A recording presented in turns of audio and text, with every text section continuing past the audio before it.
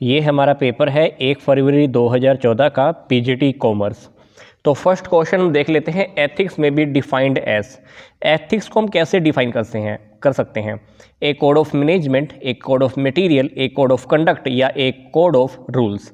तो हम इसको ए कोड ऑफ कंडक्ट्स ही कह सकते हैं। Yes, a code of conduct. Second question देखिए, a promissory note should be trustworthy, must be accepted, must obtain an unconditional promise to pay या must be payable at sight. तो अगर आप ये चैप्टर देखते हैं बिल ऑफ एक्सचेंज का, हमारा 11th में भी गिवन है, हमारा आंसर बनेगा हमारा C. Yes, must obtain an unconditional promise to पे।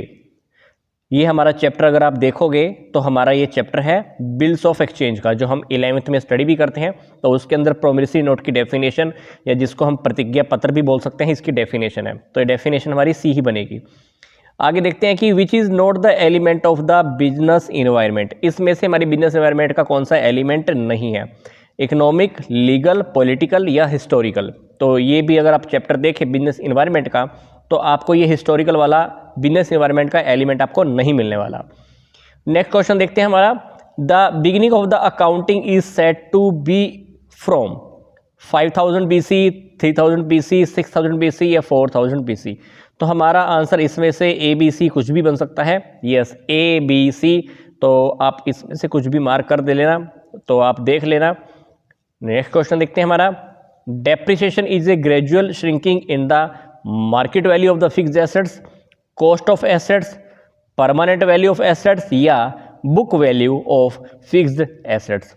तो इसके अंदर अगर हम देखें तो ये डेप्रिसिएशन रियलिटी में क्या होता है, जो बुक वैल्यू होती है फिक्स्ड एसेट्स की, उसकी वैल्यू में धीरे धीरे कमी होने को ही कहते हैं। नेक्स्ट क्वेश्चन देखते हैं, the purpose of cost accounting is. Cost accounting का क्या एम होता है, पर्पज क्या होता है? कॉस्ट असरटेन करना या प्रॉफिट और लॉस को एनालिसिस करना या फाइनेंशियल प्लानिंग करना या none of the above. Yes, अगर कॉस्ट अकाउंटिंग अगर आपने स्टडी की हो तो डेफिनेटली उसके अंदर हम टोटल कॉस्ट या पर यूनिट कॉस्ट को ही फाइंड आउट करना चाहते हैं, यही हमारा मेन टारगेट होता है। तो डेफिनेटली हमारा आंसर बनेगा A, to ascertain the cost. Next question देखते हैं, communication is an exchange of. Communication reality में किस चीज़ का एक्सचेंज है? Informations, feelings, idea and opinions, all of the above. तो कम्युनिकेशन तो भाई किसी भी चीज़ का हो सकता है, फीलिंग्स का भी हो सकता है, इन्फॉर्मेशन का, आइडियाज़, ओपिनियंस से ऑल ऑफ द अबोव। सारी की सारी चीज़ें ही कम्युनिकेशन के अंदर ही आती हैं। तो हमारा आंसर बनेगा D. Yes, D. Next question देखते हैं, delegation of authority involves. Delegation of authority के अंदर क्या इन्वॉल्व होता है? Assigning of duties to subordinates या कंट्रोलिंग द सबऑर्डिनेट्स या इंस्पायरिंग द सबऑर्डिनेट्स या नन ऑफ द अबोव। तो अगर हम डेलीगेशन ऑफ अथॉरिटी के टॉपिक को देखें तो इसके अंदर हमारा जो चैप्टर आता है वो ऑर्गेनाइजिंग का चैप्टर है। तो वहीं पर ही हमको कहीं ना कहीं डेलीगेशन का टॉपिक भी स्टडी करने को मिल जाता है। तो उसमें अगर देखें तो हमारा आंसर बनेगा A, assigning of duties to subordinates. तो ये चैप्टर हमको 12th में स्टडी को मिलता है, 12th बिजनेस स्टडीज़ में। नेक्स्ट टॉपिक देखिए, recruitment is a negative process, positive process, negative as well as positive process या नन ऑफ द अबोव। अब क्योंकि रिक्रूटमेंट का चैप्टर हमारा 12th बिजनेस स्टडीज में भी हमको स्टडी करने को मिलता है, तो वहां पर आप स्टार्टिंग में ही देख लेना, आपको स्टडी करने को मिल जाएगा। Recruitment is A positive process, क्योंकि रिक्रूटमेंट के अंदर हम मैक्सिमम लोगों को अपनी कंपनी, फर्म की ओर अट्रैक्ट करते हैं। तो बहुत सारे लोग हमारी तरफ एप्लीकेशन फिल करके भेजते हैं। मान लो इतने सारे लोगों ने हमको एप्लीकेशन भेजी, बट हमारे पास पोस्ट है इतनी सी, फिर भी हमने इतने सारे लोगों को अपनी ओर एप्लीकेशन इनवाइट कर ली। पोस्ट है इतनी बट एप्लीकेशन भरवा ली हमने इतनी। तो क्योंकि हमने मैक्सिमम लोगों को अपनी ओर अट्रैक्ट किया है, इनवाइट किया है, that's why it is a recruitment process is a positive process. Next question देखते हैं, the two factor theory of motivation was the proponent by the. ये जो टू फैक्टर थ्योरी थी मोटिवेशन की, ये किसने दी है? तो ये हमारे पास 4 नेम दिए हुए हैं। अल्टीमेटली अगर आप ये टू फैक्टर थ्योरी देखोगे तो हमारे पास आंसर रहेगा ये बी। आगे देखिए, adjustment entries are made in. Adjustment entries हम कहाँ पर करते हैं? कैश बुक में, जर्नल में या स्पेशल बुक में या लेजर में? तो जर्नल प्रॉपर में। हमारा आंसर रहेगा सी। नेक्स्ट क्वेश्चन देखिए, reliability of accounting information means. ये रिलायबिलिटी का टॉपिक 11th अकाउंट्स के अंदर स्टडी करने को मिलता है और ये आई थिंक हमारा सेकंड लास्ट टॉपिक है जहां पर हम अकाउंट्स की अकाउंटिंग की क्वालिटेटिव करैक्टरिस्टिक्स स्टडी करते हैं। तो वहां पर हमको 5 टॉपिक स्टडी करने को मिलते हैं। 5 टॉपिक्स में से एक टॉपिक हमारा रिलायबिलिटी का भी होता है। तो कहता है कि reliability of the accounting information means, इसका रियलिटी में मतलब क्या है? तो इसका मतलब है कि the users must be able to depend on the information. आगे देखिए 103, all transactions related to cash receipt and the cash payments are record in. जो कैश रिसिप्ट और कैश पेमेंट्स की जो एंट्रीज होती है, रिकॉर्डिंग होती है, और रियलिटी में हम कहाँ पे करते हैं? हम इसको करते हैं कैश बुक में। तो कैश बुक में यही तो होता है ना, डेबिट साइड में मतलब लेफ्ट साइड में सारी कैश रिसिप्ट, राइट साइड जिसको हम क्रेडिट साइड भी कह सकते हैं, उसके अंदर हम करते हैं कैश पेमेंट के टॉपिक को। तो डेफिनेटली कैश रिसिप्ट है या कैश पेमेंट, ये सारी रिकॉर्ड हम कहाँ करते हैं? कैश बुक में। An informal organisation is officially created, इसको हम ऑफिशियली क्रिएट करते हैं, या हैज फॉर्मल अथॉरिटी रिलेशनशिप, या is a result of interpersonal contract, या इज क्रिएटेड बाय लॉ। तो इसके अंदर अगर हमारा आंसर देखें तो is a result of interpersonal contacts. आगे देखिए, वो is responsible for a specific periodic review of the accounting standards in India. तो इसके अंदर हमारा ए। आगे देखिए ASB हमारा आंसर बनेगा, यस ASB हमारा आंसर है C, ASB के अकॉर्डिंग। आगे देखिए हमारा registration of A corporative society is, कि कॉर्पोरेटिव सोसाइटी का रजिस्ट्रेशन मैंडेटरी होता है, करवाना होता है, नहीं करवाना होता है, क्या होता है? तो इसके अंदर देखिए, तो अगर हम कॉर्पोरेटिव सोसाइटी की बात करें तो उसका रजिस्ट्रेशन कंपलसरी होता है। आगे देखिए, capital is assets and liabilities, profit plus assets, fixed assets, या amount invested by the owner. जो कैपिटल होती है रियलिटी में क्या होती है? अगर आप कैपिटल की डेफिनेशन को भी देखेंगे, 11th का हमारा जब चैप्टर स्टार्ट होता है, सेकंड चैप्टर, तो उसमें आपको कैपिटल की डेफिनेशन स्टडी करने को मिल जाती है। तो कैपिटल रियलिटी में क्या है? Amount invested by the owner. जो भी अमाउंट ओनर अपने बिजनेस में इन्वेस्ट करता है उसको हम क्या बोलते हैं? कैपिटल। इसको हम हिंदी में पूंजी भी बोलते हैं। आगे देखिए question number 108, Who has given 14 principles of management. Management के जो 14 प्रिंसिपल्स हैं ये किसने दिए हैं? ये टॉपिक तुमको वैसे भी स्टडी करने को मिल जाता है। हेनरी फ्योल के 14 प्रिंसिपल्स 11th बिजनेस स्टडीज में, 12th बिजनेस स्टडीज में टॉपिक स्टडी करने को मिल जाता है। Question number 109, renting of an asset for specific time is called. अगर हम कोई भी प्रॉपर्टी रेंट पे देते हैं स्पेसिफिक टाइम पीरियड के लिए तो वो उसको हम क्या बोलते हैं? उसको हम बोलते हैं लीज। आगे देखिए, management is pure science, applied science, science and art both, या आर्ट। तो मैनेजमेंट का भी आपने टॉपिक स्टडी किया होगा। जैसे ही हमारी 12th बिजनेस स्टडीज स्टार्ट होती है, फर्स्ट चैप्टर के अंदर या सेकंड चैप्टर में आपको स्टडी करने को मिल जाता है कि मैनेजमेंट साइंस भी है और आर्ट भी है। अब हम नेक्स्ट क्वेश्चन देख लेते हैं। Assets is equal to, assets किसके इक्वल होती हैं? लाइबिलिटीज कैपिटल के इक्वल होती हैं, तो उसके अकॉर्डिंग हमारा आंसर बनेगा A, yes A. Next question, factors determining the span of management of are capacity of manager, capacity of subordinate, nature of work, या ऑल ऑफ द अबव। तो इसका आंसर हमारा बनेगा D, yes all of the above. Next question is coordination is related with, coordination किससे relate करता है? Unity of action. आगे देखिए हमारा question number 114, which of the following is one of the basic accounting concept. इसमें से कौन सा बेसिक अकाउंटिंग कॉन्सेप्ट है? तो क्वेश्चन नंबर 114 की बात करें तो हमारा मनी मेजरमेंट, यस ये सारे के सारे कॉन्सेप्ट हमको स्टडी करने को मिल जाते हैं। तो मनी मेजरमेंट कॉन्सेप्ट ये हमारा एक बेसिक अकाउंटिंग कॉन्सेप्ट है। ये हमको 11th अकाउंट्स के 3rd चैप्टर में स्टडी करने को मिलता है। नेक्स्ट क्वेश्चन देखिए, partnership is a result of, partnership reality में किस वजह से बनती है? ये रिजल्ट किसका रिजल्ट होता है? एजेंसी का, एग्रीमेंट होने की वजह से, ह्यूमन रिलेशन की वजह से, या ये कोई इनोवेशन है? तो अगर हम पार्टनरशिप की भी डेफिनेशन देखिए, पार्टनरशिप के चैप्टर में जाएं तो रियलिटी में ये एग्रीमेंट्स की वजह से होता है। पार्टनर्स को आपस में क्या करना पड़ता है? एग्रीमेंट करना पड़ता है। आगे देखिए, situational leadership model of leadership was developed by, ये सिचुएशनल लीडरशिप का एक मॉडल है। ये लीडरशिप की थ्योरीज आती हैं, लीडरशिप के मॉडल्स आते हैं, तो वहाँ पर मेरे को स्टडी करने को मिलता है कि ये वाला जो मॉडल है ना, सिचुएशनल लीडरशिप मॉडल, ये किसने डेवलप किया था? तो ये मॉडल डेवलप किया था, ए आंसर है हमारा, Paul Hersey and the Ken Blanchard. ठीक है, क्वेश्चन हमारा, how many parties are there in bill of exchange. Bill of exchange में कितनी पार्टीज होती हैं? तो बिल ऑफ एक्सचेंज में 3 पार्टीज होती हैं। तो ड्रॉयर, ड्रॉई एंड द पेई, तो वो चैप्टर के अंदर आप देखेंगे ना बिल ऑफ एक्सचेंज के चैप्टर में, तो वहाँ पे आपको टॉपिक थोड़ा थ्योरी में स्टडी करने को मिल जाएगा कि वो बिल ऑफ एक्सचेंज में हमारी 3 पार्टीज होती हैं। आगे देखिए, और ये चैप्टर हमको 11th में स्टडी करने को मिलता है बिल ऑफ एक्सचेंज का, तो वहाँ देख सकते हैं। The Reserve Bank of India was established on, Reserve Bank of India कब एस्टेब्लिश किया गया था? तो इसके अकॉर्डिंग हमारा आंसर बनेगा अप्रैल 1 1935।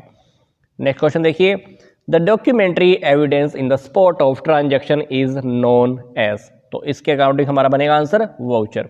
यस, ये टॉपिक भी हम 11th में स्टडी करते हैं, हमारा एक चैप्टर है सोर्स डॉक्यूमेंट्स का, तो वहाँ पर कहीं ना कहीं आपको स्टडी करने को मिल जाता है। अदरवाइज वाउचर का एक छोटा सा टॉपिक है जो हमको 11th की 2nd चैप्टर में भी स्टडी करने को मिल जाता है अकाउंट्स की बुक्स में, तो वहाँ पर भी आप देख सकते हैं।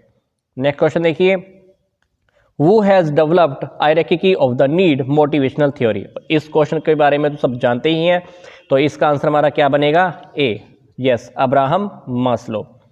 आगे देखिए, विच of the following is an element of the promotion mix, इसमें से कौन सा प्रमोशन मिक्स का एलिमेंट है? तो product promotion, sales promotion, price या प्लेस, तो इसमें जो हमारा आंसर बनेगा वो हमारा बनेगा बी, यस, सेल्स प्रमोशन। आगे देखिए, question number 122, which of the following is not a function of management, इसमें से मैनेजमेंट का हमारा कौन सा फंक्शन नहीं है? तो मैनेजमेंट के फंक्शन कौन कौन से होते हैं? Planning, organising, staffing, directing, controlling. तो कॉरपोरेशन तो हमारा कोई फंक्शन नहीं है, सहयोग है ना। आगे देखिए, question number 123, national stock exchange of India was reorganized as stock exchange in the year, तो इस क्वेश्चन का आंसर हमारा बनेगा 1993। आगे देखिए, factors causing unethical conduct in business is, तो इसका आंसर बनेगा हमारा economic greed. Debentures represent fixed capital, permanent capital, fluctuating capital या लोन कैपिटल, तो definitely is the loan capital. Next, the term principles mean, principle जो word है, जो term है, इसका मीनिंग क्या है? तो these are the guiding rules, yes, D. आगे देखिए, financial accounting serves, financial accounting किसको सर्व करता है? तो इस क्वेश्चन का हमारा आंसर बनेगा सी। नेक्स्ट क्वेश्चन देखिए, the practice of management, yes, the practice of management was written by, तो ये हमारा बनेगा सी, पीटर ड्रकर। आगे देखिए, ICAI is headquartered at, ICAI का हेडक्वार्टर रियलिटी में कहाँ पे है? This is in Delhi. Next is, which of the following is the function of the entrepreneur, इसमें से एंटरप्रेन्योर का कौन सा हमारा एक फंक्शन है? तो ये सारे के सारे फंक्शन है, risk taking, innovation, capable of the operating under the high uncertainty, all of the above, तो हमारा आंसर डेफिनेटली डी, ये सारे के सारे हमारे एंटरप्रेन्योर्स के फंक्शन हैं। नेक्स्ट क्वेश्चन देखते हैं, partnership deed is written documents containing, partnership deed reality में एक रिटर्न डॉक्यूमेंट होता है, उसके अंदर क्या क्या होता है? बैलेंस शीट होती है, लीगल प्रोविजंस होते हैं, टर्म्स ऑफ द एग्रीमेंट होती है या एसेट्स ऑफ पार्टनर्स। तो इस क्वेश्चन का आंसर हमारा बनेगा बेसिक, इसके अंदर हमारी सारी एग्रीमेंट की जो भी टर्म्स होती हैं सारी लिखी होती हैं, तो पार्टनरशिप डीड को स्टडी करेंगे तो वहाँ पे आपको स्टडी करने को मिल जाएगा। आगे देखिए, impressed amount is related with, तो ये अगर हमारा टॉपिक स्टडी करने को मिले तो ये हमारा पैटी कैश बुक का टॉपिक है, और पैटी कैश बुक का टॉपिक हमको स्टडी करने को मिलता है कैश बुक में। कैश बुक के लास्ट के कुछ क्वेश्चंस हैं, तो वहाँ पे आपको पैटी कैश बुक स्टडी करने को मिलता है, तो वहाँ पे आपको इम्प्रेस्ड अमाउंट स्टडी करने को मिलता है। तो इम्प्रेस्ड अमाउंट एक ऐसा अमाउंट है जो हम पैटी कैशियर को एडवांस में दे देते हैं ताकि वो मंथ में छोटे छोटे खर्चे करता रहे और लास्ट में जो बच जाए उसको फिर आगे कैरी फॉरवर्ड कर लेते हैं। तो पैटी कैश बुक आपकी इसी चैनल पर अपलोड है, तो आप देखना चाहें तो देख सकते हैं। आगे देखिए, highest administrative body of company is, तो इसमें हमारा बनेगा board of director. Strategic plans are formulated by the, हमारा आंसर बनेगा D, top level managers. Next देखते हैं हमारा answer question number 135, the most widely used method of preparing a trial balance is, तो दिस इज बैलेंस मेथड, सबसे ज़्यादा use करते हैं बैलेंस मेथड। लेज़र में से जो भी हमारे बैलेंस बच जाते हैं ना, उन बैलेंसेस की हेल्प से हम एक लिस्ट रेडी करते हैं और उस लिस्ट को हम बोलते हैं ट्रायल बैलेंस। तो ट्रायल बैलेंस मोस्ट प्रोबेबली हम बैलेंस मेथड के अकॉर्डिंग ही यूज़ करते हैं। आगे देखिए, इफेक्टिवनेस रियलिटी में क्या है? Achievement of the desired goals. Next देखिए, retirement of a partner leads to. तो अगर एक पार्टनर रिटायर होता है तो इसका क्या मतलब है, तो किससे लीड करता है? तो सिंपल सी बात है, it's the reconstitution of the partnership firm. Partnership firm का इसको हम बोलते हैं पुनर्गठन। यस, पुरानी पार्टनरशिप खत्म हो गई, नई पार्टनरशिप शुरू हो जाती है।